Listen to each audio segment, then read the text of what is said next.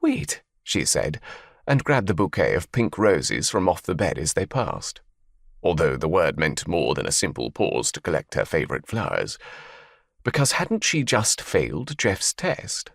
She dug in her heels, jerking back. "I said wait." He turned to her. "There's no time." She huffed. "Something like this canna be rushed. I mean, do you live here? Why haven't I seen you before?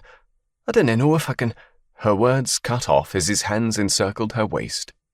In a fluid motion, as if she weighed no more than a suckling pig, he lifted her, setting her over his shoulder. "God's bollocks!" Mairi cried out, and thrashed him on the back with her bouquet, scattering pink petals. "Put me down!" But he didn't comply. Instead, he strode with purpose out through the decorated, vacant great hall. Her outstretched hand hit the tower of spiced cakes sitting on a table by the exit into the courtyard. Arching upward, she watched them topple. With it came the realization that she was not being taken to the chapel. "I said put me down!" She sucked in sporadic inhales as he carried her slung over one massive shoulder. He pulled his sword as they neared the dogs and lowered her feet to the ground. With a furious look, he raised his sword with a hand that wasn't anchoring her to him. For an instant, Mairi wondered if he'd slaughter the dogs, but he sliced through their ropes, freeing them. "If you dinna walk, I will carry ye," he said. "Who the bloody hell are ye?" she asked, her rose crown hanging before her eyes. She slapped it back and quickened her steps to prevent him from dragging her. On the other side of the garden gate, in the thick wall surrounding Kilchorn, sat two men on horses in a dense stand of young trees. They wore green plaids, making them hard to spot. A white horse with roses in its mane stood to the side of the pebbled road, next to an unconscious man tied to the trunk of an oak. This was definitely not a foolish prank or loyalty test. She turned on Alec, 1,000 questions on her tongue.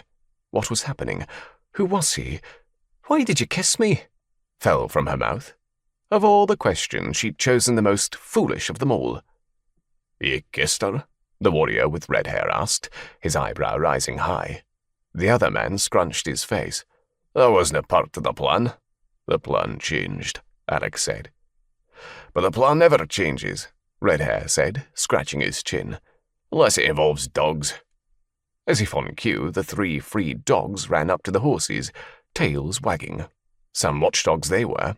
"I canna believe he bloody kissed her," the other man said, a grin spreading across his lips.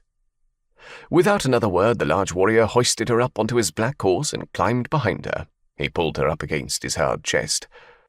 "I've a right to know who's stealing me away," Mairi said, twisting to peer up into his face. A glint sharpened his steely blue-grey eyes. "Who are ye?" she whispered.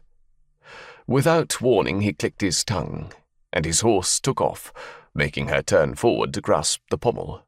His lips, the ones that had made her question meeting Jeff at the end of the aisle, came up next to her ear.